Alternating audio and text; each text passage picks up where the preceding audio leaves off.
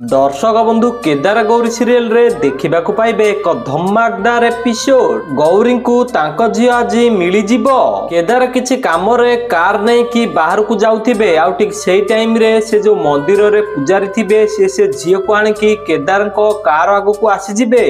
तापर केदार कहिबे कोन हैला। तापर से पुजारी कहिबे बाबू गोटे काम करि परिबे ए छुआटा को से मांकर क्षीर पियाई परिबे। तापर केदार कहिबे गौरी राजी हेबेनी। केदार एमिति कहले से पुजारी कहिबे मां राजी न होबा पर्यंत मु आपनक सहित जनकू पठाई परिबी। तापर केदार कहिबे काकू। केदार एमिति कहले से पुजारी से साप को देखाइबो। तापर केदार आसिकी गौरी को बुझेई कि कहिबे तुमको लागुथिला ना तम स्नेह भरा क्षीर सबु नष्ट होई जिवो। केदार एमिति कहले गौरी कहिबे कोन। तापर केदार कहिबे से मंदिर रे जो छुआ अछि ताकू तम क्षीर दरकार।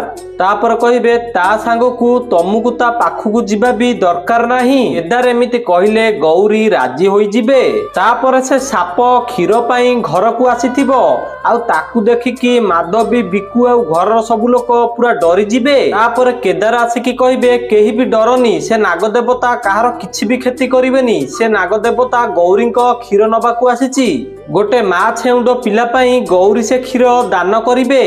तापर गौरी गोटे बोतल रे क्षीर देबे आउ से नागदेवता से क्षीर को नहीं कि से पुजारी को नहीं कि देई देबे आउ से पुजारी से छुआ को क्षीर पेइबे। तो दर्शक बंधु आपण मानकु कोन लागुची स्वयं महादेव कोन ए नागदेवता को पठेइछंती कि ये छुआर रक्षा करिबा पई। जदि हां ताले कमेंट रे यस लिखि दियंतु। आउ आपण माने जदि चाहुचंती सबु सत समस्तक सामना को आसी जाऊ आउ गौरी को ताको झियो मिल जाऊ ताले वीडियो को लाइक करी चैनल को सब्सक्राइब कर दियंतु।